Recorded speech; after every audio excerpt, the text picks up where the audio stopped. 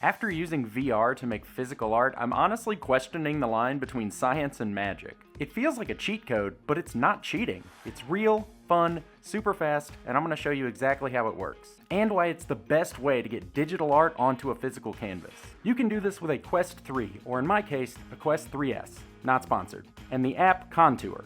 Also not sponsored. The Quest 2 also works, but I'll talk about why that's not a great option later. The first thing you want to do is make your art in your drawing app of choice. It doesn't really matter which drawing app as long as you can export a PNG file. This can be just a sketch, but I find that finishing the piece digitally first makes the physical process so much easier. For some reason, Contour requires the image file to be a square, but you can just add borders or transparent pixels to make it work. Just make sure it's a high enough resolution if your physical canvas is large. I recommend at least 4000 by 4000 pixels. Plug your Quest into your computer and you'll get a notification in your headset that a USB is detected. Accept that notification and your Quest will show up on your PC as a storage device. From there, navigate to internal shared storage /android/data/com.ddxr.contour/files and drop your PNG file in there.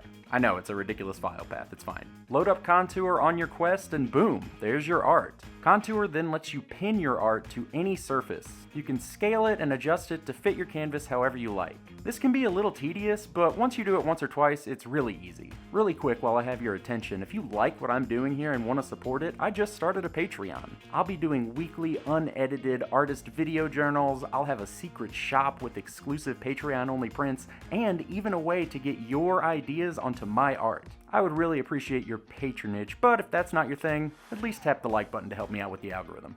Thanks. From here, you have a few options on how to actually get your art onto the physical canvas. As a lot of people do with transfer paper or a projector, you can sketch the whole thing out in pencil or chalk or whatever you want to use, take the headset off, and just finish the art as you normally would. But my favorite method is to outline all the big blocks of colors with the headset on, take the headset off to fill in all those blocks, and then put the headset back on to do the line work. In no time at all, you've gone from a blank white wall all the way up to the detailing and cleanup stages of your art. In the case of this mural, not counting for dry time, I did that in about an hour and a half. If you've done anything like this before, you know that that is lightning fast. And even though, like any true artist, I got way too hung up on the small details after that, it was a very clean base design to start detailing. I know at this point some people are thinking, this seems so unnecessary, just use a projector. As someone who's used both, there are so many reasons why mixed reality blows a projector out of the water. First of all, a projector just doesn't fit everywhere. Especially with murals, it is very easy to run into size and spacing issues with a projector. Sometimes it's just physically impossible to position a projector right in a small space. And in a large space, you can only move a projector back so far before you hit a wall or have issues getting it high enough.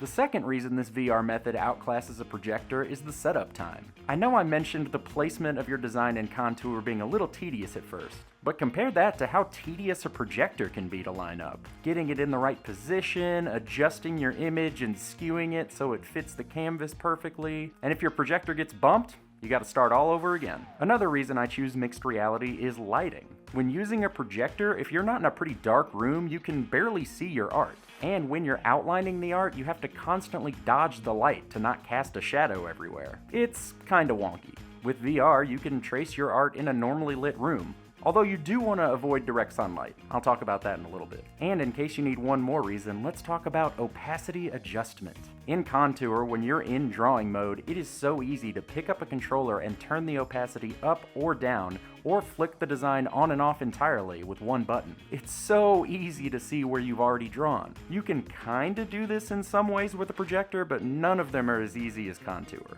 Now that I've talked about all the advantages, let's mention some of the drawbacks. First and foremost, this VR method is not outdoor safe. The lenses inside the Quest headsets are super sensitive to direct sunlight and will be ruined if exposed for even a couple of seconds. You even want to avoid indoor spaces with direct sunlight. I do hope to get the chance to do an outdoor mural with VR during the night, and when I do, I'll let you know how it works out. Another pretty obvious downside is cost. As of recording, my Quest 3S was $300, and the Quest 3 is $500. That's no small chunk of change, and you can get a pretty decent projector online these days for easily under $100.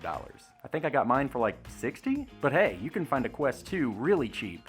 But remember how I said earlier how that might not be such a good idea? One of the biggest differences between the second and third Quest generations is the pass-through cameras. Those are the little cameras on the front of the headset that essentially let you see through into the real world. Here's a side-by-side comparison. On the Quest 2, the pass-through cameras are black and white and very grainy. It is not the best experience. I have used it and it does get the job done, but it is not as enjoyable. The first time I put on the Quest 3S, my mind was blown at the difference. Another small drawback of this mixed reality method is that if you're working in layers, you might have to reposition your artwork between sessions. But honestly, I wasn't even sure if this was worth mentioning in the video because it is so easy. All things considered, in my opinion, the benefits of using mixed reality over other methods far outweigh the downsides. I am not exaggerating when I say this has truly revolutionized my art process. I'm honestly a little confused at why so many more artists aren't doing this. I think with VR and art, people are really focused on all the cool 3D modeling stuff you can do that they don't even realize this is a capability. It's amazing, and I can't recommend it enough. If you like exploring new ways to make art, I highly recommend watching this video where I turn my entire sticker collection into a resin table. I put a lot of love into it, and I think you'll like it.